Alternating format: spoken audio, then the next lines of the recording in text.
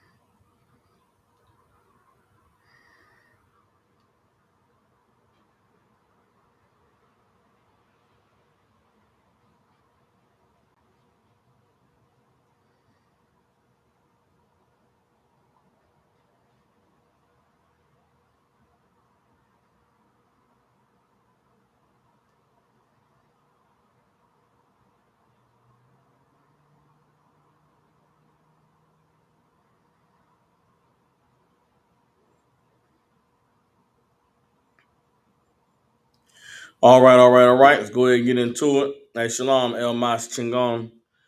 Let me know where you're tuning in from, man. Where you joining the class from. All the brothers and sisters that's tuning in live. If y'all can like and share the class, let us know. You let everybody know we live. Again, this is Preaching Captain Soccer War coming to you all live from Memphis, Tennessee. Every Tuesday, Wednesday, and Thursday from 6 to 8 p.m. Central Standard Time. We have classes live here in Memphis, Tennessee. The school address in Memphis is 3000 Walnut Grove Road, Suite 215. Again, 3000 Walnut Grove Road, Suite 215 here in Memphis, Tennessee. The Israelite School of Universal Practical Knowledge has a school here in Memphis for all so-called Black Hispanics and Native American Indians, man, to come through and to learn the truth. You understand? Since 1969, the ISUPK has been teaching so-called Blacks, Hispanics, and Native Americans the truth according to the Bible. What is the truth? The truth is that so-called Blacks, Hispanics, and Native Indians descend from the greatest people that have ever walked the face of the earth. The Bible identifies us as the lost 12 tribes of the nation of Israel. And in the year 2023, there is nothing more important than for God's chosen people to find out the truth of who we are, where we come from, and what our purpose is here on the earth. And where do you find this information? This information is found inside of this book called the Bible. So what we like to do is give brothers and sisters an opportunity to gain the wisdom, knowledge, and understanding that is contained in this Bible, for us to be able to um,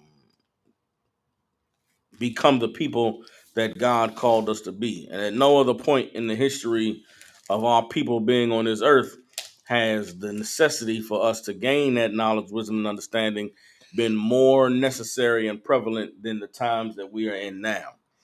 So what we do with these classes, man, I like to start the classes off with questions. If any brothers and sisters in the classroom have questions, all you have to do is raise your hand. If there's any brothers and sisters who have any questions online, all you have to do is type your questions in and we will get to them. I like to encourage brothers and sisters to ask questions because you never know how something that you may be pondering or something that you that may concern you could help another brother, could help lead another brother or sister to gaining a greater insight or understanding. All right. So questions are always greatly um, encouraged. But if there are no questions, we are going to go into the topic for tonight's class. And the topic for tonight's class, man, is one that is very, very poignant for the times that we are living in. You brothers and sisters, we cover in these classes all the time how the Bible says to watch as well as pray. And there's a lot of things that are going on in society right now, a lot of things going on in the news and in the media that we should be watching. And if you are watching the way that the Bible says we are to watch, then you should know that there are some things that are going to be out there that are being purposefully designed to confuse and to deceive you. The Bible talks about being careful not to be deceived and the different things that would be taking place that could cause mass deception. And we're going to talk about those things tonight. All right. Namely, we're going to talk about UFOs. We're going to talk about so-called aliens, and we're going to talk about so-called technology that is or has existed on the earth that has not been made available to us in modern times. I'm gonna go in the Bible. I'm gonna show you that the basis for some of those technologies that are going to be presented to us as being alien or being foreign or being from another world have always been readily available to us here on the earth. All right. So if anybody has any questions, type them in. If nobody has any questions, we're gonna go ahead and jump right into tonight's topic. All right. Again, the title of the class is Living in the Age of Mass Deception. And we are going to discuss a great deception that is taking place in the time that we are living now and showing you how the Bible warned us not to be deceived. All right.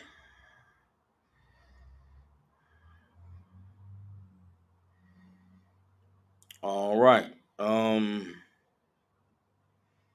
Hold on.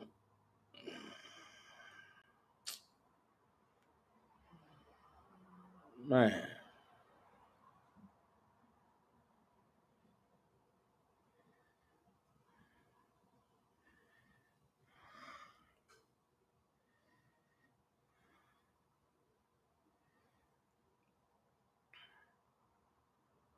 All right, first scripture we're going to go to is Colossians chapter 2, verse 8. All right.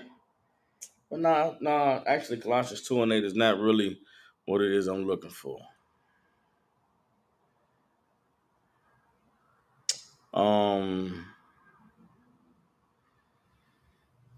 Man, hold on.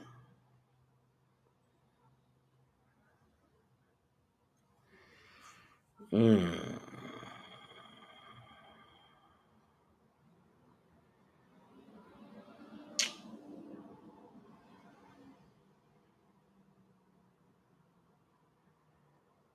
man.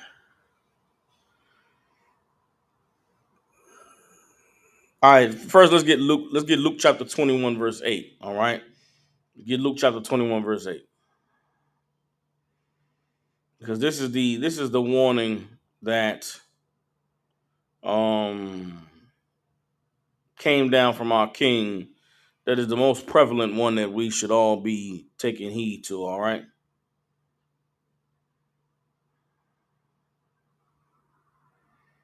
All right. Really, okay. There's so much that we could go into with this breakdown that I don't want to spend too much time um on just the uh warnings. So I really want to get to the part of the breakdown where we go into how a lot of these things that are going to be presented to us as being new and being, alien, really is things that have always been with us and been available to us through the power of the Most High. All right, so we're going to start here. Luke chapter 21, verse 8. All right, these words are written in red, which means that they were spoken by our King Yahweh HaMashiach, who the world calls Jesus Christ. This is a warning from him to his disciples concerning a time that was sure to come in the future. All right, so Luke chapter 21, verse 8 says, And he said, Take heed that ye be not deceived, for many shall come in my name, saying, I am Christ, and the time draweth near.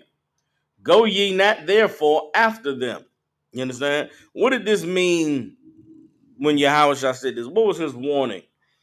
You understand? He said, Take heed that ye be not deceived. Meaning what? Be careful. Be aware of what's going on. Be watching. Why? So that you don't be deceived. So what does it mean to be deceived? To be deceived is to be lied to. You understand? Or to be tricked. Or to be caused to believe something that is a lie to be true. For many shall come in my name, saying, I am Christ. What does it mean to come in our King's name? Saying, I am Christ. What is it? What does the term Christ mean? Was he saying, be careful, because a lot of people going to come saying, I am Yahweh Shai. I am Christ. Or did he mean something else? In order to understand this, you have to understand Hebrew language and Hebrew speech. You have to understand the nuances and the context of how the people who wrote the Bible spoke. And in order to understand that, you have to understand that the Bible was written by so-called blacks, Hispanics, and Native Indians. And if you understand that, you understand that we have a way of speaking or a way of talking where everything that we say isn't literal. You understand? If I say, man, me and my dog was chilling the other day, people who are familiar with our culture and familiar with our speech would know that I may be that dog that I speak of could be a friend, could be somebody who, someone I frequently hang out with, could be an associate. But 9 times out of 10, I'm not talking about an animal. I'm not talking about a 4-legged animal that I walk on a leash. You understand? In the Bible, when the Bible speaks about a name or coming in someone's name, it is talking about their reputation. I'm talking about what they stand for. And for the children of Israel, throughout all the prophecies that are presented to us in the Bible, the name of Christ was not a literal name, but it was what he represented, what his mission was, what his purpose was in life. You understand? So when he says, "Take heed that ye be not deceived, for many shall come in my name, saying, I am Christ," he is saying that many were going to come in his reputation. Meaning what? What was the prophecy concerning the king of Israel? What was the prophecy concerning the man that was going to unite the 12 tribes and to bring us back to being a nation and restore us to our former glory? The prophecy said that a savior would rise up out of Israel, and a deliverer would bring us out of the hands of our enemies and out of the captivities that we were in, and would unite us under the Most High in a kingdom that would last forever. This is what Christ is saying when he says, many are going to come in my name, meaning many are going to come and say, I'm the one you've all been waiting for. I am the Savior. I am the deliverer. I am the one who has come to join the 12 tribes of Israel together, and so to establish a kingdom that would never end on the earth. What does he mean when he said that they would say, I am Christ? The term Christ or Christos in the Greek comes from the Hebrew anointed. What did it mean in the Israelite culture to be anointed? To be anointed meant that you were ordained by the Most High to be a priest and a king over the people, to be the one that God chose to lead the people into the kingdom that would last forever. So when Christ gave this warning, it was a very specific warning concerning someone saying or presenting themselves to be something very specific. He said, don't be deceived, man. When they come saying that I'm the Savior, I'm the deliverer, I'm the one that's come to join us together to be a nation again, don't draw close to them. And what the great deception that is occurring on the earth right now is there's division everywhere. We're living in one of the most divided times on the earth, not just in this country, not just within this society, but all over the planet, with all the various nations and all the various peoples and all the diplomatic dealings that is going on the earth. There is complete and total division. And it is a lot more divided than what the American media may present to you. There's a lot that's going on, man, with breakdowns in the economies, breakdowns in trade, and breakdowns in diplomacy, and there's all types of clandestine wartime activities that's taking place, and the news media is not reporting on it. The news media is not letting it be known just how fragile and how at the breaking point this system is right now. And the reason why they're hiding it and keeping it hush hush is because they don't want you to panic here in this country. But with everything that is going on in the earth, if there was someone to, something to arise to say, now is the time for everyone to put aside their differences. Now is the time for us to stop the petty beefs and the petty tribalism. Now is the time for all of us to join together as one people, as one family. Then you have to know that is something that you must draw away from. You have to know that is something that is a complete and total deception, and our king warned us about it. All right? I'm going to keep reading verse 9. But when ye shall hear of wars and commotions, be not terrified, for these things must come to pass. But the end is not by and by. Meaning what? These things have to happen, but the end is not that close. Now, what am I talking about right now with the all how fragile the system is and how close to a breaking point we are? 4 months ago, the U.S. military blew up the Nord 2 oil pipeline that runs from Russia to Germany. And it is one of the major pipelines that is responsible for all of Western Europe receiving gas and oil from Russia and from the countries that Russia gets oil from. The blowing up of this pipeline was absolutely an act of aggression from the U.S. against Russia for Russia going into Ukraine. And Russia and China and all of their allies are fighting a proxy war right now against America and its allies over there in that land called Ukraine. But it is very, very close to spilling out into being an all-out war where all these countries who have aligned themselves with these two powers are going to have to fight against one another. Now, the U.S. economy is completely in shambles. Those of us who, you work for a living, if you're working to get a paycheck and you're paying bills and you're going to get groceries, we all see just how little our money is worth today. A couple years ago, everybody was excited about all of those pandemic checks and all of that money that was coming and how they stimulated the economy, not realizing that a huge influx of money into the economy out of thin air means that the money that you're getting is not worth the money that you had the day before. And now we're beginning to feel the pinch of what they call inflation. That's why your gas prices are running high. That's why your electric bills are through the roof. That's why eggs are $12 a goddamn dozen in some places. All of the rising of these prices is a result of your dollar not having the same value that it had prior to the pandemic.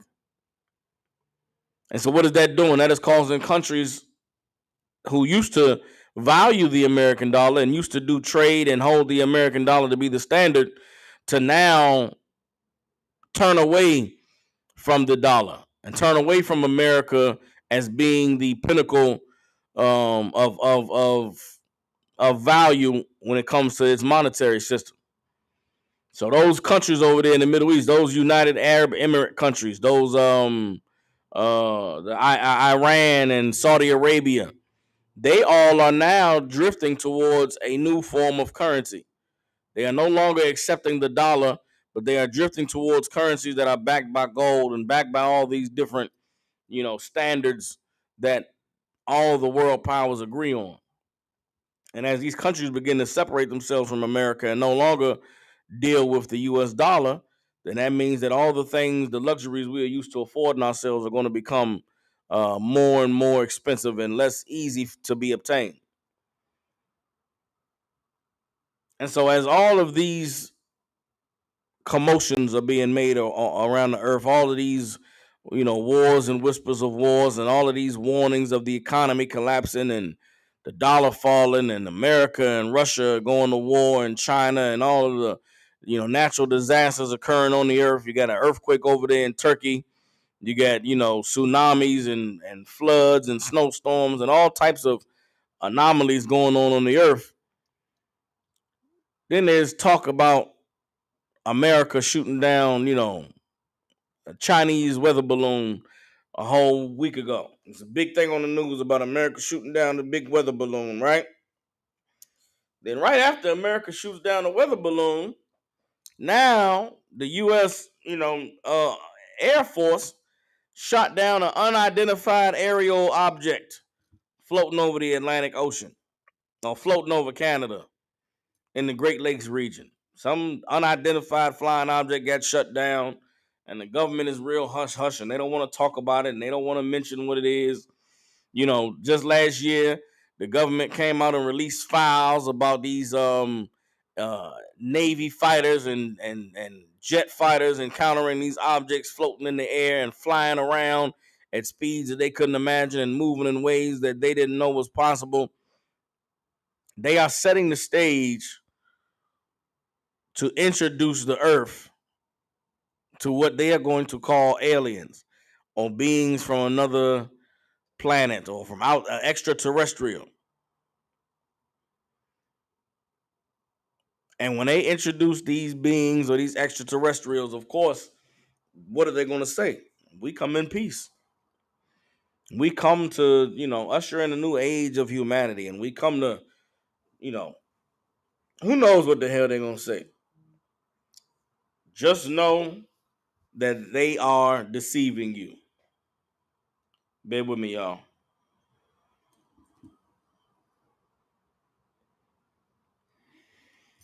Bear with me, y'all. 2 seconds. I got to step back. I got to open up the door right quick. I need y'all to bear with me for 2 seconds. I'm going to be right back.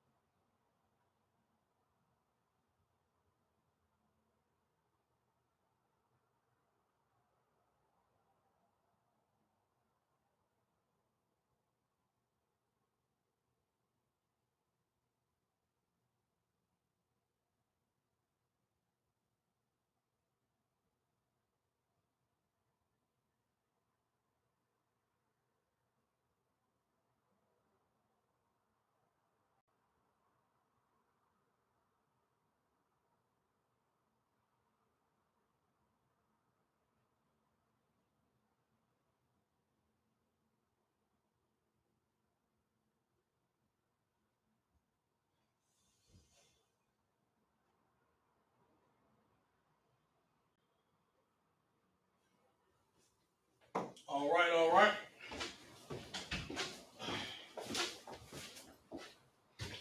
Salakia, y'all. All right. Salakia about that. Let me get a one. If y'all still with me, let me get a one. Let me get a one. So, boom. What I'm talking about is the great deception they are gearing up to play on all of us with these unidentified flying objects and these extraterrestrial aircrafts and these beings from another planet. Who knows how they're going to roll it out? But that is absolutely what they are preparing to do. You understand? And it's important that we have an understanding of what the Bible says concerning the angels and concerning the Most High visiting the earth, so that we don't get ourselves deceived into believing that anything that they present to us has anything to do with what we know to be true according to the Most High. All right. Let's get Ephesians chapter 2, verse 2.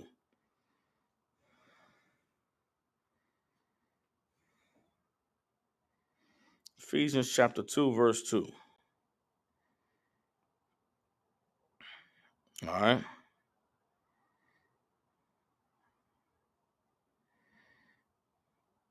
All right, let's get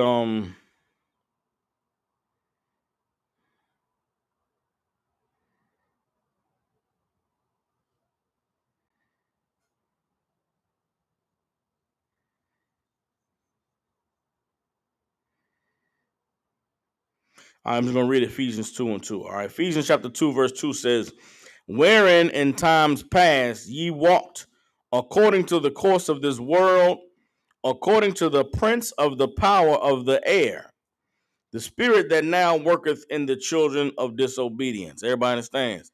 The Bible is talking about getting caught up in the things that will benefit the world, or the things that the world is going to try to entrap everyone into. You understand?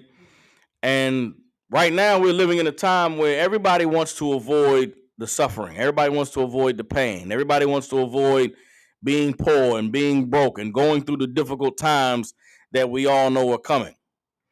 And part of the great deception, part of what has kept this place running as long as it has, is the promise or the hope of not having to go through that suffering. We look, being here in America, you look around the earth, you look around different countries and different places in the world, and you see the things that those people are going through, and you say, man, thank God I'm here in America. You understand? And right now, with all of the looming danger, all of the threats that are in the background, all of it is that America is going to become like all those other poor places. America is going to become a place where you can't go to the grocery store and buy eggs and buy water and buy chicken. America's going to come a place where you can't go put gas in your car. So I guess you got to ride a bicycle or you got to walk. America's going to become a place with a failing electrical grid where you're going to have to go days without having power because they got to, the power can't be distributed evenly to everybody. You got to wait your turn for the water. All of the things that are threatening, quote unquote, this society are really things that are luxuries. They're really things that in the grand scheme of life aren't very important. But if you're someone who's been conditioned that this American way of life is the way that life is supposed to be lived, you would do anything to maintain it. You would do anything to keep a hold of it. Everybody understands? So what the benefit that's going to be presented to us with this new changing way of life. Now, let's say they don't present it to be some type of aliens or whatever. I'm not saying that's what the deception is going to be, but there is a deception coming that you are going to have to get on board with this being the way of life if you want to continue to live the way that you have been able to live in America. And if you don't want to get on board, then the threat is you're going to have to live like the poor people in the rest of the earth. If we don't come together, if we don't stand together, if we don't join hand in hand as a strong American people, then the consequences, we're going to have to live like this. Everybody understands? But what we have to realize is that this place has to fall in order for the Most High's kingdom to rise. This society has to crumble. This way of life has to pass away. And if that means that the electricity and the plumbing and the grocery stores having food goes away with it, then that is what we should all be prepared for. Everybody understands? Why should we be prepared for that? Because that is what the Most High prophesied. Our King prophesied the destruction of this sinful kingdom. Everybody understands. But how can the sinful kingdom be destroyed if all of the things that allow it to continue to run remain in place? You understand? Now, that's a difficult thing for some people to wrap their minds around. But the grocery store has to go away in order for the kingdom of heaven to rise up. Your ability to go and just put gas in your car and drive around has to disappear one day in order for the kingdom of heaven to rise. This government and the fluidity of your oppressor to respond to all threats and all dangers has to be removed in order for there to be the need for another kingdom to rise. Everybody understands? So while all these things that are happening in the earth that is causing people to be afraid, that is causing people to wonder, well, when is America going to fall, may be threatening to some, to those of us who are in the truth, we should be praying the Lord brings more destruction, brings more terrorism, brings more division. Why? Because that is going to get us closer to our King's return. But the great deception is that there's a way to stop it. The great deception is, oh man, look, now we've encountered extraterrestrials. Now we've encountered technology and beings from another dimension, and now they're going to help us usher in a brand new way of living the American dream. a brand new way of standing together and everybody joining in the rainbow and everybody holding hands and everybody being one big human earthly family, when all of that means this place continues to thrive and exist the way that it has existed. And that goes against the scriptures. Everybody understands. But that is the spirit. That is what the Prince of the Air is putting out there. That is, you go on anywhere on the internet, any social media app, you go to any conspiracy theorist rabbit hole. At the bottom of all of what is being promoted out there today is there's a way for us to save America. There's some powers that be that want to ruin it. They want us to all be slaves. They want us to all be in debt. They want us to all owe money so they can have all the wealth and we don't have none of it. So what's the solution? We got to stick together. We got to band together and fight against the bad guys. That is not the solution. You understand? The solution is we have to turn to the Most High for a better kingdom, for a better society. You understand? Everything that you find out there is someone trying to tell you that we have to try and save this place. We have to try and salvage this great American experiment, when the reality is we must let it go. And it must be destroyed in whatever way that the Most High sees fit. And if there's something or someone or an event that happens on the earth that causes now everybody to want to join together, you have got to know that that thing is against the Most High. Everybody understands? Let me drop that. Let's get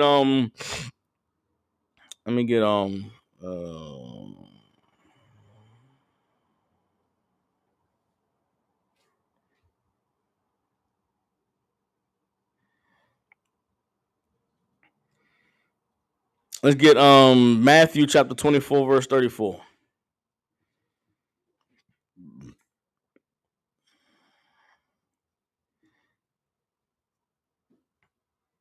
Understand? Matthew chapter 24 verse 24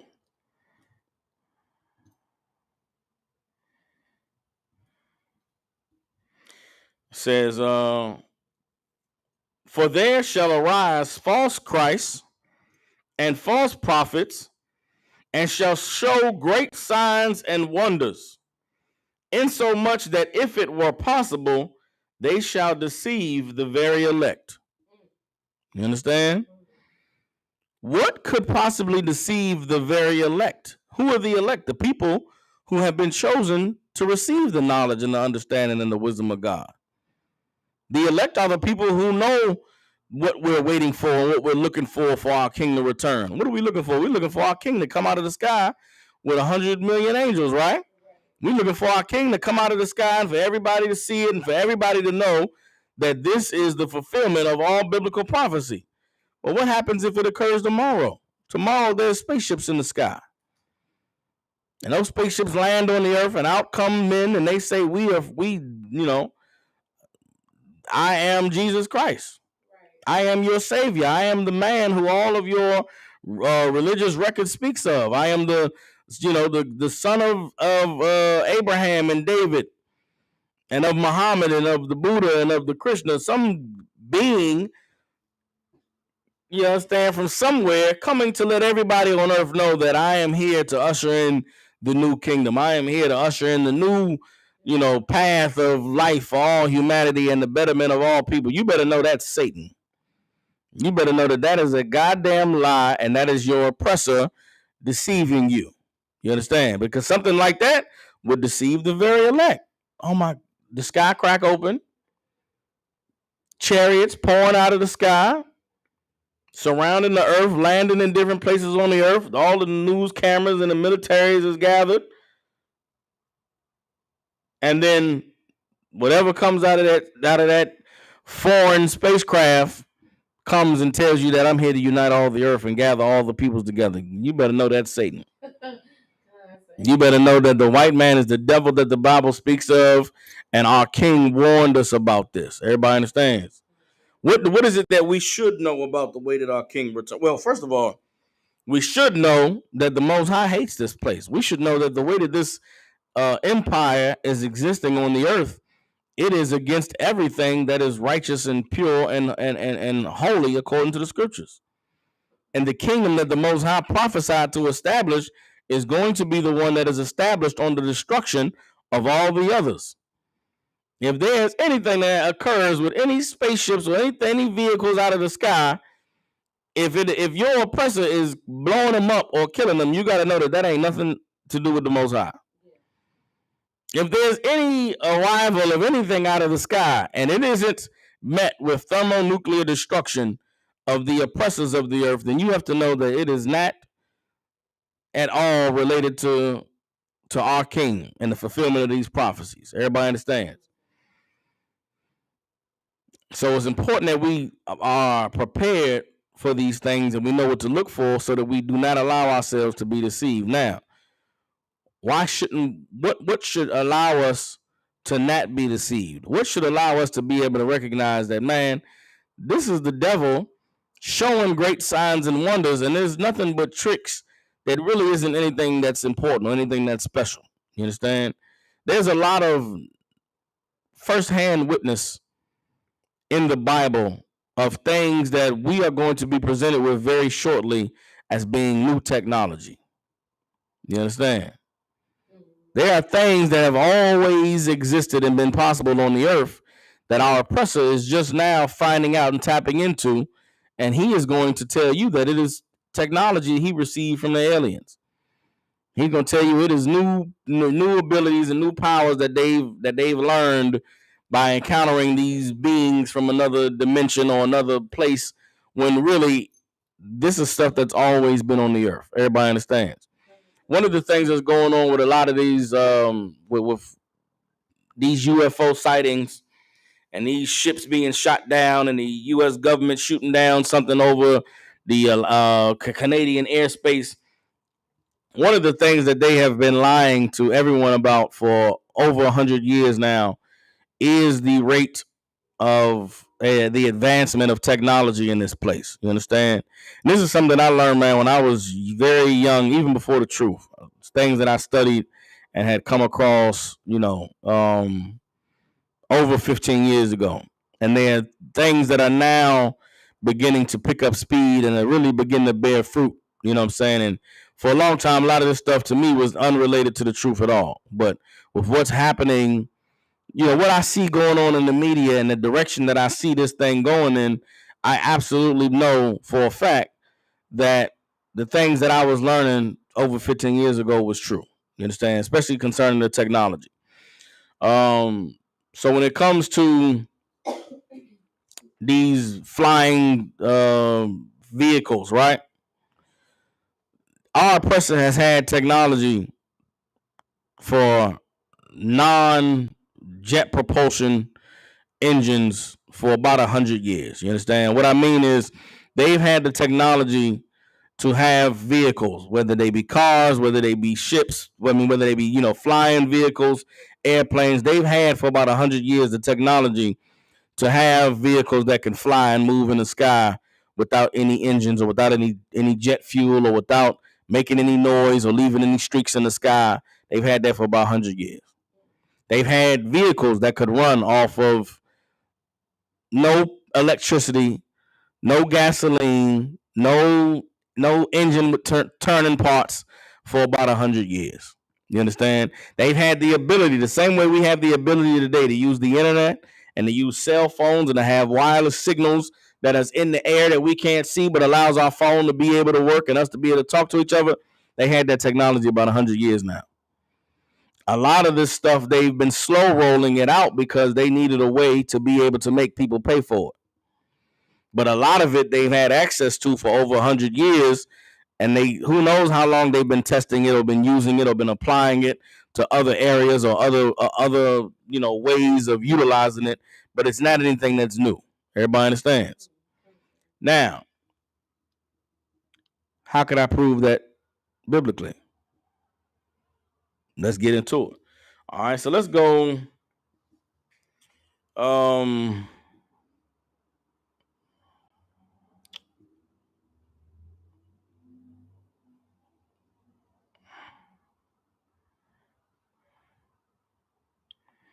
Let me get let me see something. There's a lot of what I'm going to now are some of these miracles that were performed in the Bible. But a lot of these miracles that we're going to read about in the Bible is what our oppressor calls technology. Everybody understands. But it really isn't technology. It's the power of the Most High. You understand?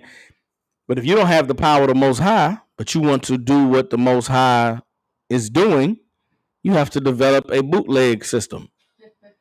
And what we call technology today is really a bootleg system of the Most High's power. Everybody understands. So we're gonna get into it. Let me get. I'm trying to think of the first place to go. I'm trying to think of the first place to go.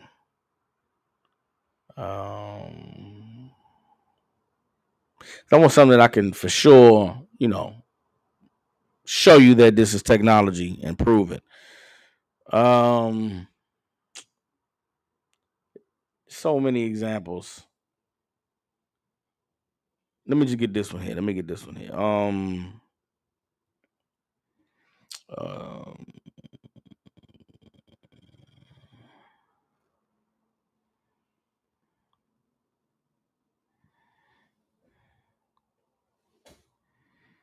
All right, let me get hold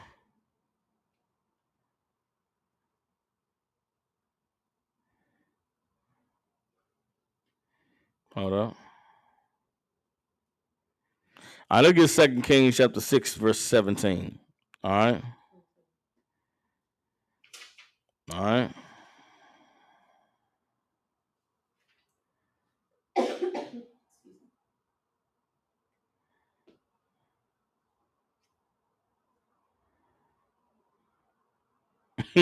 This is crazy. All right, so let me get this 2 Kings chapter 6, verse 16. All right.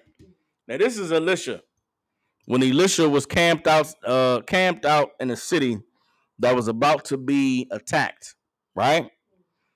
And Elisha's in this city, and Elisha was a prophet of the Lord at this time who was dealing with I can't remember if this was battling with the prophets of Baal or if this was battling with others who were, this was infighting within the nation of Israel. But I believe this is we are fighting against the Syrians, the king of Syria. Mm-hmm. All right. And these people are getting ready to attack the city where Elisha is residing. And we're going to read about a conversation that was had at this time. So this is 2 Kings. We're going to start at verse 14 and we're going to read on down. All right. Okay. All right. 2 Kings chapter 6 verse 14 says, "Therefore sent he thither horses and chariots and a great host, and they came by night and compassed the city about. And when the servant of the man of God was risen early and gone forth, behold, a host compassed the city, both with horses and chariots.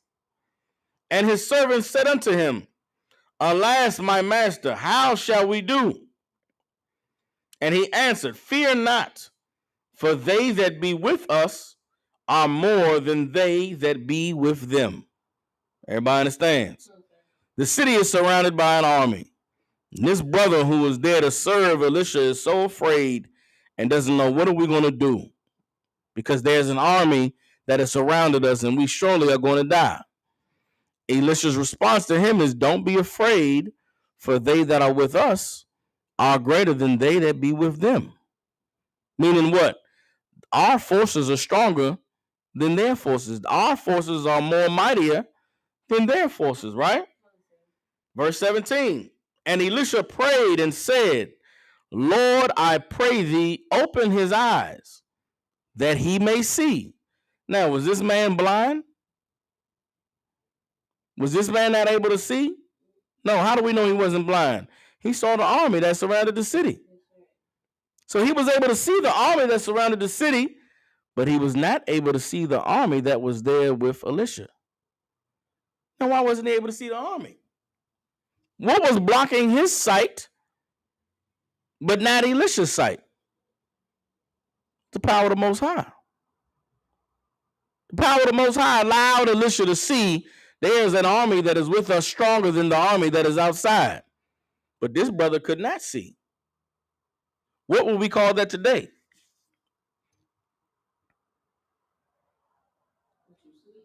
Huh? No, it's not sleep. There's an army that is outside, that is on our side. I can see the army, but you can't see the army. What would we call the what is the army if it's there but you can't see it?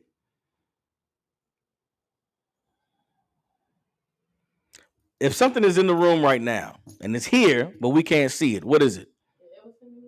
No. Just think technology.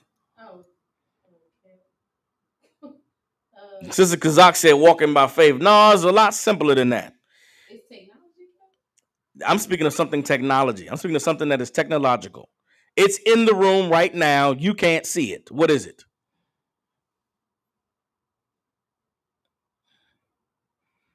If something is in the room, but we can't see that it's in the room, what is it? No. Think technology. Think what our oppressor would call technology. It's in the room, but we can't see it.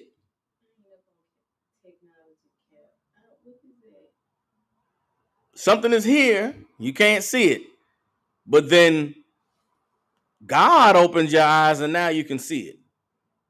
It's no longer what?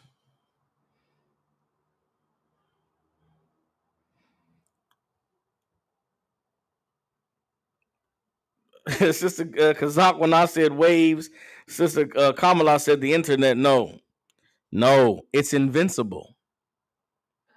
It's cloaked. It's invisible. If something's in the room and you can't see it, that means it's invisible. Right.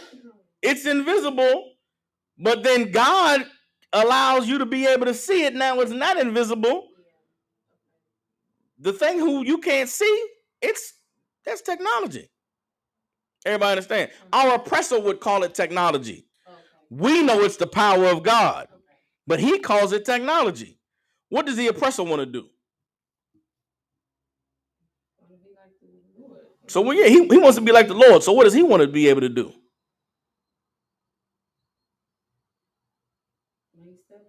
He want to be able to make stuff invisible. He knows God can make things that are there not be visible. So now he wants to do it. So what does he go do? He goes and in his laboratories, he's trying to come up with cloaking technology to make shit be invisible. Anybody ever seen the Predator movie? You ever seen the Predator movie? The Predator was an alien that could be sitting in the tree and you looking up in the trees and don't see it because it's invisible. But then out of nowhere, you see a little red beam and then you start to see the outline of the Predator and then magically now you can see it. Now, why do you think they putting that in the movie? Why is that something that they are imagining? Because they're reading it in the Bible. God has cloaking technology where he can cause things that are there to not be seen. And the white man wants that technology. He wants to be able to be in the room but be invisible. Everybody understands? Now, he can't do it the way the Lord does it because the things that are present in this plane don't have to exist in this plane. There's a whole existence that's outside of our view. We can't see it. We can't touch it. We can't feel it. We can't smell it. There's a whole spiritual world that's there. The white man can't access that world, but he can turn some shit invisible. He could be in the room in he could have a little stealth suit that get reflectors on the front and the back so that the reflectors is mimicking the environment. So he moving in the bushes. All you see is look, what the fuck is that waving in the trees? You don't see nothing, but you see something out there. That's some white man in some invisible suit running around out there in the goddamn trees. You can't see him because the technology is reflecting mirrors all around, and all you seeing is the damn grass moving. But it's a goddamn cat in an invisible suit. Well, you think if they got invisible suits, you think they ain't got invisible planes? They ain't got invisible trucks and tanks? You understand? There was a man that lived on the earth. His name was Nikola Tesla. right? This cat Nikola Tesla lived about 100 years ago on the earth, and Nikola Tesla filed patents with the U.S. government for wireless electrical equipment. This is a man who in 1890 had wireless light bulbs, had patents for vehicles that drove on the sun, the power from the sun. He had towers that was able to transmit electricity wirelessly. Power, not just the internet, not just the radio, not just the cell phone, but the power to light your house for free. Now, who would want to stand in the way of everybody having access to? Now, okay, if Nikola Tesla was able to discover this technology, you think that's something that didn't already exist? You think that's something that wasn't accessible thousands of years ago? Who knows what technology has been on the earth before? Who knows what capability? Here's what we do know. We do know that when the Most High led the children of Israel out of Egypt, there was a pillar of fire by night and a pillar of smoke by the day, which means what? There was something in the sky they couldn't see, but a beam was coming down that they followed and led them out of the wilderness. The white man would call that technology.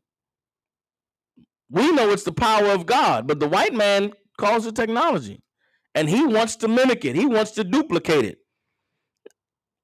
Today, we have the power of cell phones, right? You want to talk to somebody, you pick up the phone and you call them. You want to, FaceTime somebody. You do the thing on the phone, you FaceTime them, right? That's modern technology. I won't get too much. I ain't going to go too much into no philosophizing. But that is a bootleg version of something that God had already created. When the Most High wanted to speak to someone, what did he do? Send an angel. If there was a message the Most High wanted for you to receive, send an angel. And an angel will appear and speak to you and take you to mountaintops and take you to other places on the earth and take you up in the spirit and show you things that are happening. You sitting in the room, but they take you in the spirit and show you what's going on in the temple, show you what's being done, what the priests are doing in the cover of darkness, sinning against the Most High and worshiping other gods. The white man would call that technology. You mean you was able to take somebody who's sitting here all the way across the country and into the privacy of where the priests are, and they were able to sit and watch what the priests were doing, worshiping other gods? That's surveillance technology. That's the power to be able to, put a camera in the room and watch on the TV what somebody is doing thousands of miles away. That's the power of God that your oppressor is trying to mimic and trying to take and make his own. Go ahead, sis. That movie, I don't know if you've seen it, What Happened on Monday, or even them other little movies, they'll have it where they coming out their hand, it'll open up a whole little whatever. It's like a little world, like you're talking about. Open it up, like out of nowhere, and just do anything, like go anywhere, like a portal, like they transporting. But guess what? That's what the angels is doing. That's what made me think about it. The angels have technology where they can go and get a message from the Most High and pop up in your room. Let me just keep going into these examples in the scriptures of this technology that this oppressor wants to duplicate. Everybody understands. This is in 2 Kings chapter 6, verse 17, right? And Elisha prayed and said, Lord, I pray thee, open his eyes that he may see. And the Lord opened the eyes of the young man, and he saw, and behold, the mountain was full of horses and chariots of fire round about Elisha. And when they came down to him, Elisha prayed unto the Most High and said, smite this people, I pray thee, with blindness. And he smote them with blindness according to the word of Elisha. This is what the army did for Elisha. This brother, after Elisha prayed for him to be able to see, he saw the chariots and the army that was there to protect Elisha.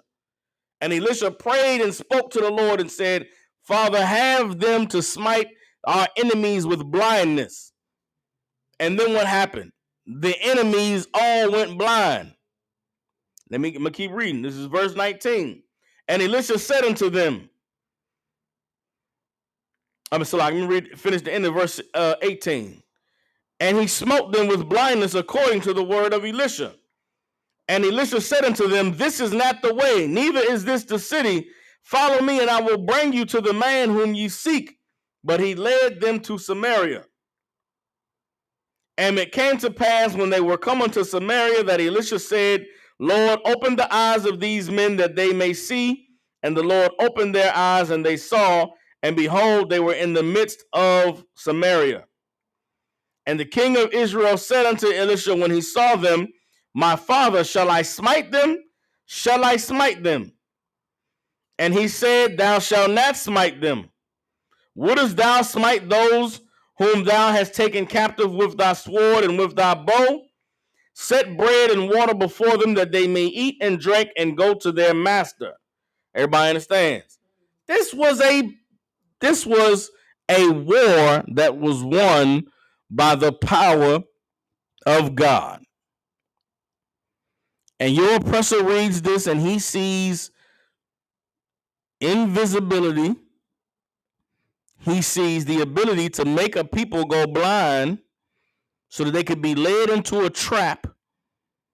And then once the trap is sprung, once they were given back their ability to see, now the army who has deceived them with this technology now is merciful and allows them to live. But this is an absolute technologically advanced tactic that was used in this war between the king of Syria and the king of Israel, with the prophet Elisha being the one to utilize this technology. Everybody understands? You gonna say something, sis?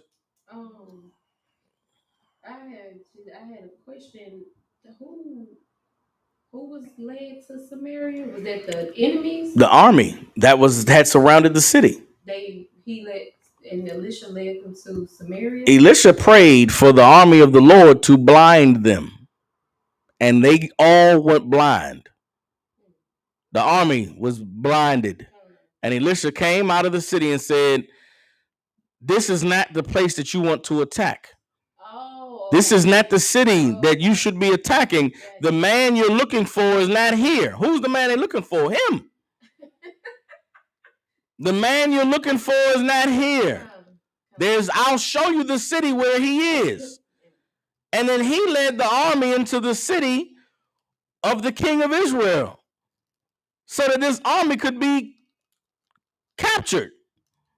And when he led them to the city, he removed the blinders, and then they were in the midst of Samaria, which is the capital city of Israel. And now they were conquered. And the king said, Should I kill him? Come on in. The king said, Should I kill him? And Elijah said, No, don't kill him.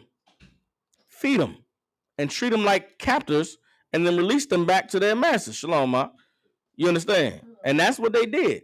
But there was no battle. There was no fight. There was no bloodshed because Elisha had the power of the Lord. But your oppressor sees the power of the Lord and thinks technology. Everybody understands? Let me get you some more. Hold up. Here's another one. This is Ezekiel chapter 3, verse 2. All right. This is going back to Moses and the angel and the burning bush. What was this whole burning bush about? Let's get it. Exodus chapter 3, verse 2. Now Moses kept the flock of Jethro, his father-in-law, the priest of Midian. And he led the flock to the backside of the desert and came to the mountain of the Most High, even to Horeb. And the angel of the Most High appeared unto him in a flame of fire out of the midst of a bush.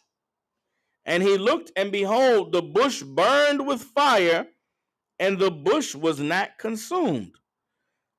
How could a bush be burning with fire, but the leaves are not withering away? The leaves of the bush are not burning up. It's just fire engulfing this bush. This is the power of God. This is a miracle. But 4,000, 5,000 years ago, your oppressor sees advanced technology. He sees alien technology standing right there in front of Moses. But how gangster is the Lord that's how he presents himself to you? A man in a bush that's on fire, and the man standing there like, Moses, what's up, man? Come talk. The Lord wants to speak to you. Moses, now, let's keep reading. Verse 3. And Moses said, I will now turn aside and see this great sight, why the bush is not burned. Moses said, what the hell is this? Right. Why isn't the bush burning? What man is standing in fire and the bush ain't burning up? Let me go see what's going on with this. Verse 4, and when the Most High saw that he turned aside to see, the Most High called unto him out of the midst of the bush and said, Moses, Moses. And he said, here I am. And he said, draw not nigh hither, put off thy shoes from off thy feet, for the place wherein thou standest is holy ground. Everybody understands? The angel, the Lord said, don't come too close, but take your shoes off, because this place where you standing is a holy place. Everybody understands? That was the power of the Lord that was presented to Moses out of that bush. Your oppressor sees that and says, that's technology. You know what your oppressor sees? He sees a goddamn intercom. He sees a damn video call out the bush. That's what it is to him. We see, man, that's a miracle, man. The Lord spoke to Moses out of a bush. Your oppressor sees a portal that he can open up in a bush in the middle of the desert in the Middle East and talk to somebody. Abraham, it's me. Now listen, why is this important? Because he has the technology now to speak to you. You in your house, you hear Ashbakaramya. It is I, the Lord. You better say, nigga, stop playing with me, man. Who the fuck is this? Know that is not the Lord. Everybody understand? That is, your oppressor has the ability and the technology now to try and mimic what it is that the Lord created. And we have got to have the knowledge of how the Lord promised he would visit us so that we don't get deceived when it's the oppressor in a goddamn invisibility suit. You hear some whisper in your ear. Soccer war. I've come to give you the keys to all the riches of the man. That Satan, get thee behind me. You understand? Or hell, it could be something worse. Go smoke that crack. But listen, right now, okay. Again, technology, right? We talking about power of the Lord, and we talking about technology, right? Our oppressor has been on experiments for over 80 years with psychedelics, right? What are psychedelics? They're plants and mushrooms and different things you can take that allow you to be able to have visions and to see things that aren't really there, right? Y'all may not have encountered it yet, but there's a big push out there to get people to try psychedelic drugs. There's a football quarterback right now named Aaron Rodgers, who last year during the offseason went down into Peru and took what they call a DMT trip, right? He smoked the leaf of some plant called ayahuasca. And they say that if you take this, you basically make a tea out of this plant and you drink it, it'll allow you to go and see into another universe. They'll call it a psychedelic trip, where you'll be in your physical body, but your mind is going to be some other place. And there's beings in this place, and you can talk to them. And when you come back, you'll lose your ego, and you'll no longer have the desires to want to be rich and want to be famous. It'll let you know that there's more to life than what you can see with just your eyes. That's you getting high and talking to demons. But the white man wants it to present it like, oh, it's the new wave. It's just getting high. And he wants you to think you're doing something spectacular, when getting high been on the earth since forever. You understand? But they want to push it as though it's something new. Now, why did I bring that up? Even before the Vietnam War, they were doing experiments with heroin. They were doing experiments with LSD. They were doing all types of experiments on people to try and see how they could manipulate your mind. They got programs called MK Ultra and the Manchurian Candidate. All these different. If you know any conspiracy, anything, you know about this stuff. They was experimenting with heroin and cocaine way before it became a drug you could smoke. Molly and popping pills, all of that was the government testing on people before they allowed it to be a drug you could use. And in doing all of these tests, they found that there were ways they could manipulate people by programming visions into them. They could program the drug to give you a certain vision. They want you to go see, they want you to go be in the Avengers universe and go see Thanos sitting on the throne and get scared. They'll give you a certain thing to get you high, and you're going to see exactly what the hell they want you to see. You understand? But the people who experience it, they feel like, oh, I had an experience with God. I went and I talked with the beings who created, and they were so peaceful. And it was so, you, okay, you believe that if you want to. Your oppressor has created drugs that he can dictate the high. You're not just getting high and the demons in control no more. The oppressor is programming, okay, this nigga finna go and see, the Wizard of Oz. And he give you the pill, you get high, you go see the Wizard of Oz. So like y'all. Designer drugs is what they call them. They call them designer drugs. And if you've ever known, now, some of us have been unfortunate to know people who have used these drugs. If you ever known anybody that smoked PCP, they absolutely are receiving visions from Satan. Niggas that get high, they call it butt naked where I'm from, or the boat. They smoke that boat out. It's shit there that I can't see. It's invisible to me. But to the nigga who's high on the PCP, nigga, it's right there in the room, and you got to help me kill it. And if you don't help him kill it, he might try to kill you. But that's not nothing that's new. That's something that's the water Kazakwana. Sister Kazakwana said witchcraft. The Bible calls it witchcraft. Your oppressor sees technology, or he sees the ability to overpower someone. If I get him high and he's seeing, he getting butt naked, surely I can get him to do this and get him to do that. Hell, I can just get him high and do all types of experiments on him. I just get him high and lay him on the table, put on a goofy suit, and play in his butt, and he'll say he got abducted by aliens. You're not getting abducted by no goddamn aliens. That's the white man abducting you, playing in your ass. Excuse my language. There ain't no damn aliens.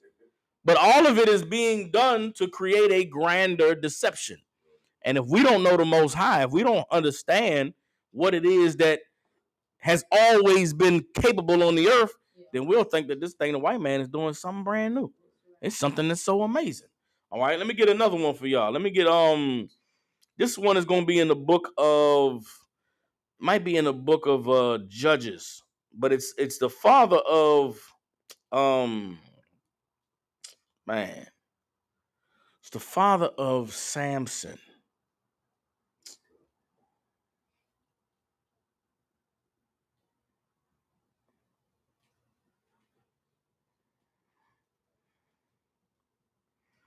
Man.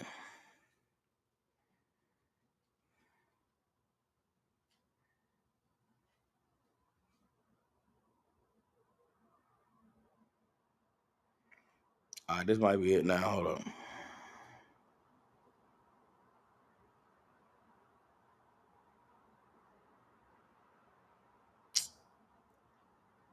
No, that's not it. Who's Samson's father's name? Put him there. Manoah. That's what it is. Manoah. Okay, give me a second. Let me find Manoah. I'm gonna show you how it is. This is Judges chapter 13. Hold on.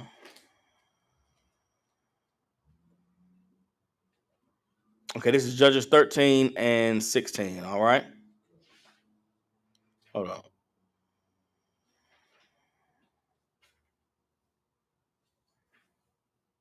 Listen. This What I can only imagine what our oppressor thinks to himself when he reads this and all the wild imaginations that he has of duplicating the power of the Lord. All right. This is Judges 13 and 17. And Manoah said unto the angel of the Most High, what is thy name, that when thy sayings come to pass, we may do thee honor? Right? Manoah had come to deliver a message.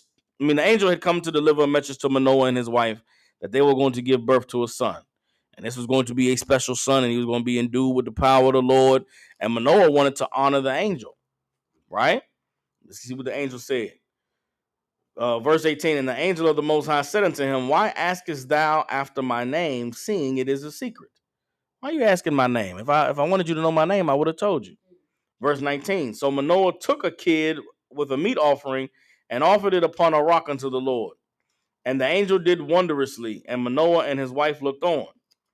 For it came to pass when the flame went up toward heaven from off the altar, that the angel of the Lord ascended in the flame of the altar.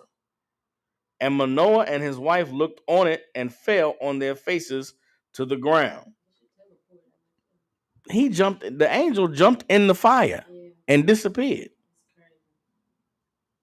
Now, the white man reads that and says, the nigga jumped in the fire and disappeared?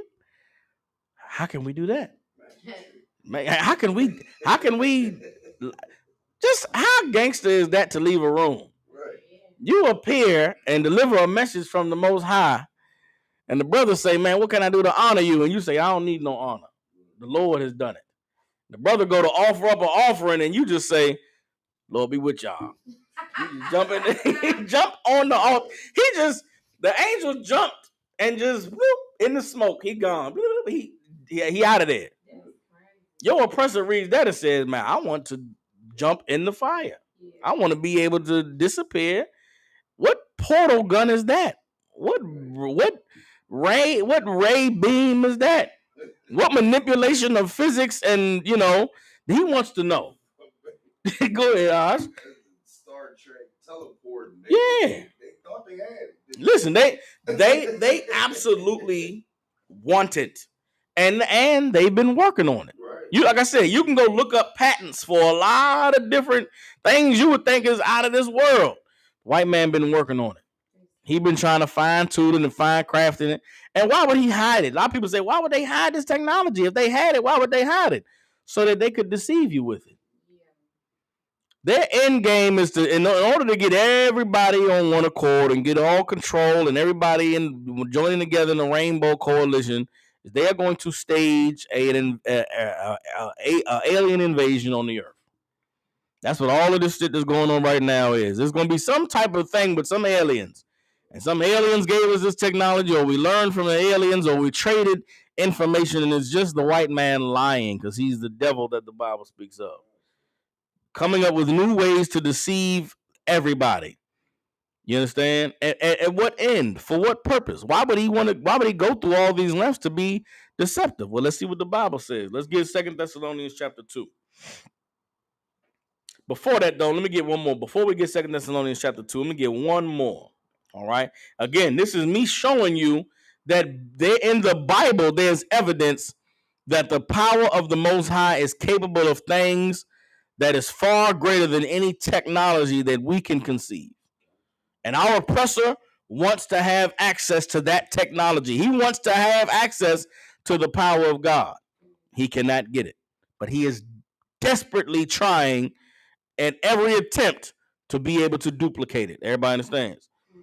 Let me get all right. These are gonna be two examples to show you the power that we are capable of.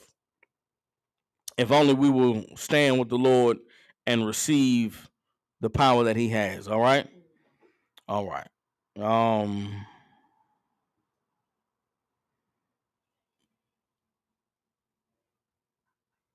right, hold on.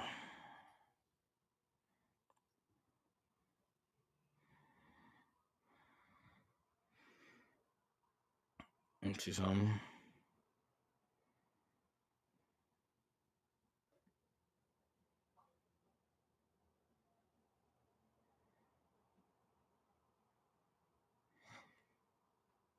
All right. See something.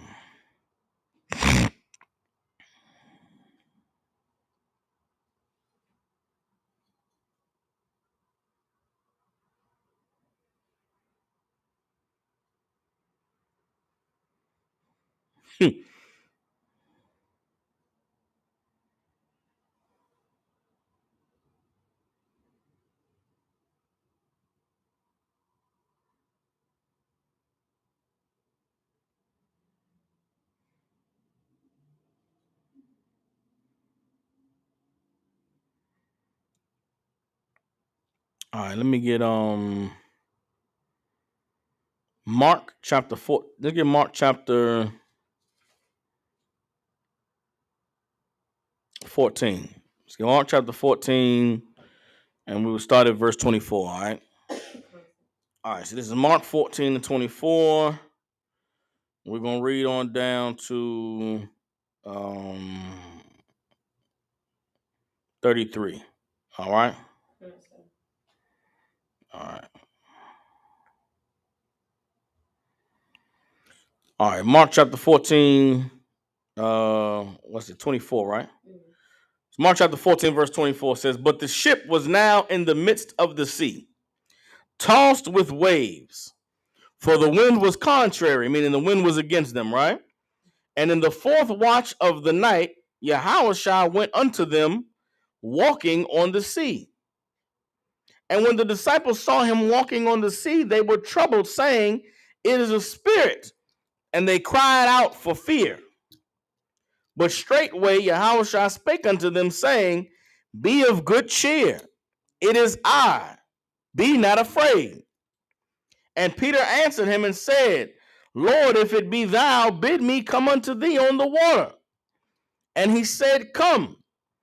And when Peter was come down out of the ship, he walked on the water to go to Yahushua. Come on with it. So like in Matthew 14. My bad. Matthew 14 and 24 is where we started.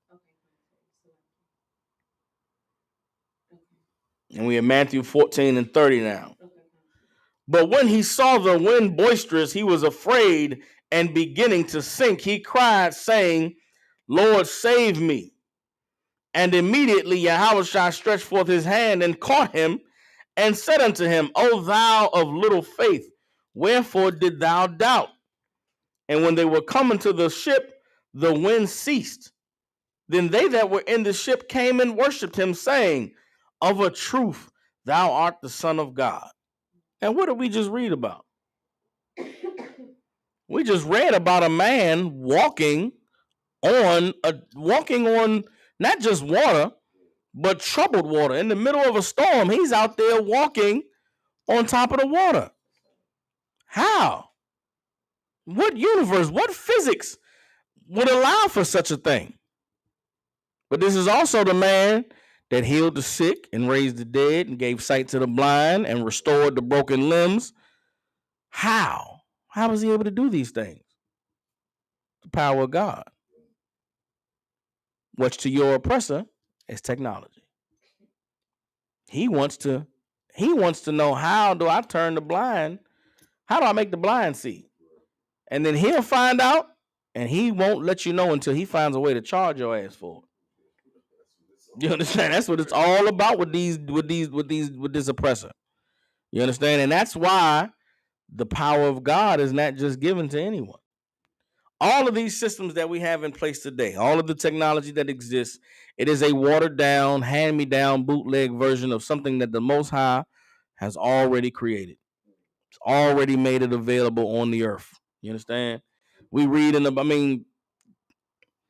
the Bible is the key to understanding the power of God, understanding the systems that exist on the earth naturally, and the capability of us as men and women to utilize it if we would allow ourselves to be the vessels the Most High has created us to be.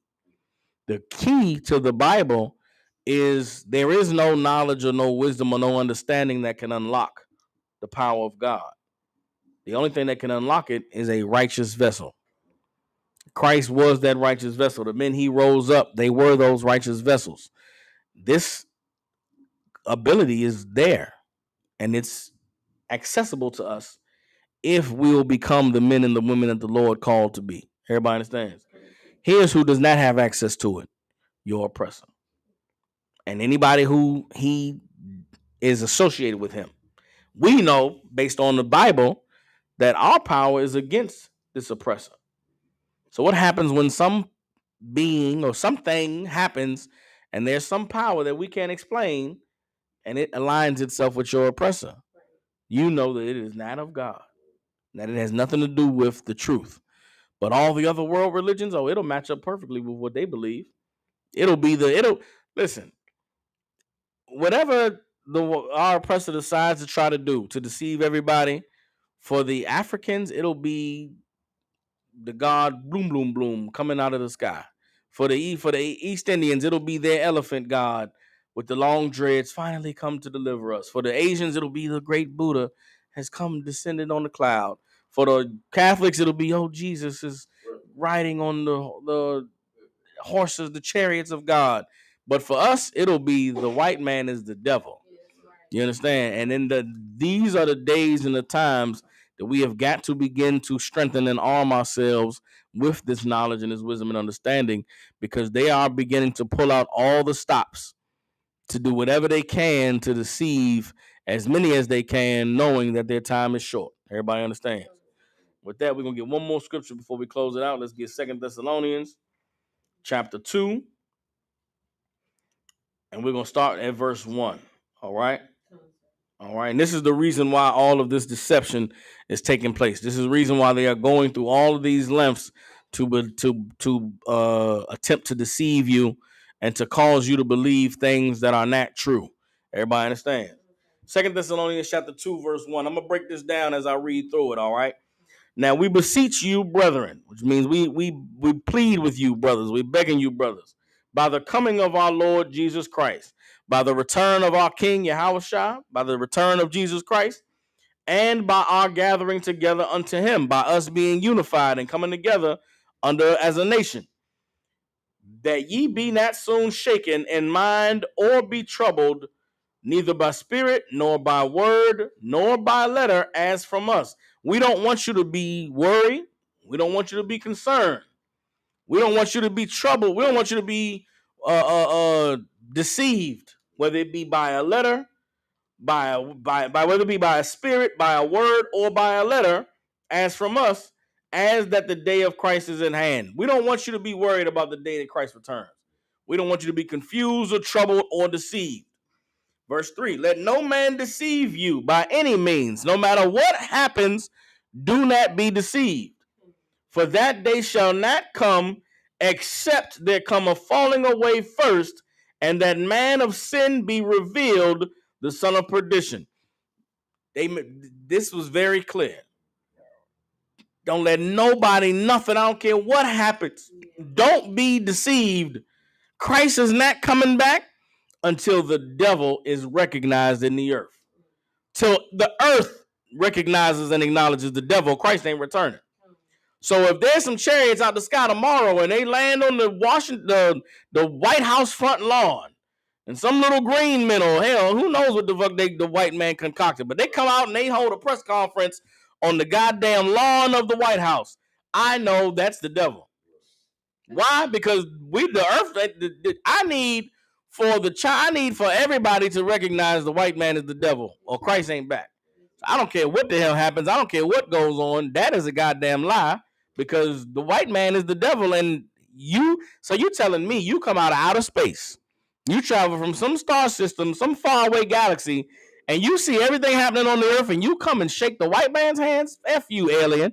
Go die. Go whatever planet and civilization you from. I pray you all die and burn. The Lord going to destroy you too.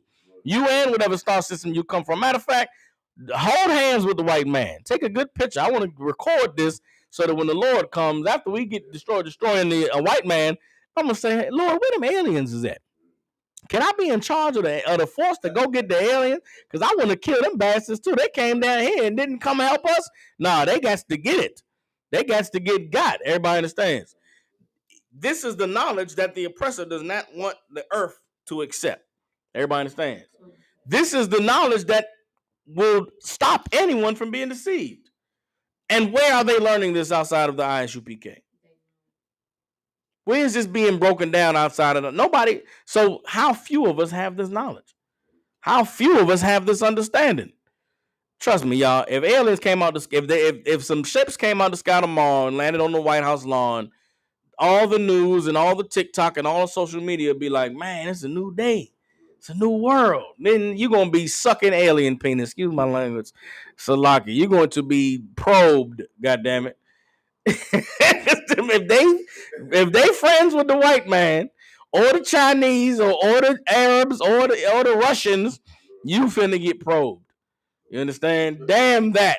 You understand? I'm going to stick with what I know to be true according to the Lord. Everybody understands? Let me continue reading on verse 4. And then this is verse 3. I'm going to read one more time. Let no man deceive you by any means, for that day shall not come except there come a falling away first, and that man of sin be revealed, the son of perdition, who opposes and exalts himself above all that is called God or that is worshipped, so that he as God sits in the temple of God, showing himself that he is God. That is the reason for all of your oppressors' technology and all of his hiding information and hiding advancements. It's not enough for everybody to have a free electricity. It's not enough for everybody to have free vehicles powered by the energy that exists in the atmosphere that God placed down here. Nah, the white man don't want everybody to be free. He wants to be God. So until he can stand in a room invisible and just be right there, and he's such a pervert. If the white man could be in a room invisible, he would be in the room where you and your woman getting down. Or that too. Salakia. Wherever he can be nasty, he's just gonna be there in some goddamn invisible suit, just a pervert. That's the white man. You understand? But also, that is all this technology. They've damn near done it with all the cell phones and all the cameras everywhere. They can listen in on any conversation, anything you're doing. To them, we're close to being God. They can pull up records on anybody anywhere. What was that nigga doing on Tuesday night at 7:30? He was on what app? Talking to who? Did he met up? Where? Oh, see that nigga's he sneaking and geeking. Sneaky linking. You think you sneaky linking. The white man is in all of them apps. He on all of it. You understand? Ain't nothing wrong. You meet your woman on the internet. Ain't nothing wrong with that. But just know the white man watching. Whatever little freaky, nasty messages you be sending, you thinking you was just you and your woman. Some white man is like, man, you gotta come check this nigga out, man. He be dropping in heavy, man. He spitting heavy game. You understand? It's Valentine's Day. You think you player. The white man know all your moves, sir. Reading all your text messages, knowing everything you got going on. And his desire is to want to be like God. Everybody understands. And that is why we have to focus on being who the Lord called us to be. And it's very simple for us to do our job, but it's important that we are aware of what everyone else's job is as well. Your oppressor was created to be the devil. And he is good at doing his job. And he is going to be on his job. Well, guess what? You have to be on yours. Do not allow yourselves to be deceived. Do not allow yourselves to be discouraged. Understand that all of the trouble and the pain and the hardship that we are going to face is necessary for our kingdom to be born. And never forget that anything that we have to endure, our king endured it worse. Everybody understands. With that, with the Israelite School of UPK out of 1 West 125th Street, Harlem, New York. Since 1969, we've been teaching so-called blacks, Hispanics, and Native Americans the truth according to the Bible. What is the truth? The truth is that so-called blacks, Hispanics, and Native Indians descend from the greatest people that have ever walked the face of the earth. The Bible identifies us as the lost 12 tribes of the nation of Israel. And in the year 2023, there is nothing more important than for God's chosen people to find out the truth of who they are, where they come from, and what their purpose is here on the earth. All right. We got classes here in Memphis every Tuesday, Wednesday, and Thursday from 6 to 8 p.m. Central. The address is 3000 Walnut Grove Road, Suite 215. 3000 Walnut Grove Road, Suite 215. With that, I'll see y'all tomorrow. Shalom.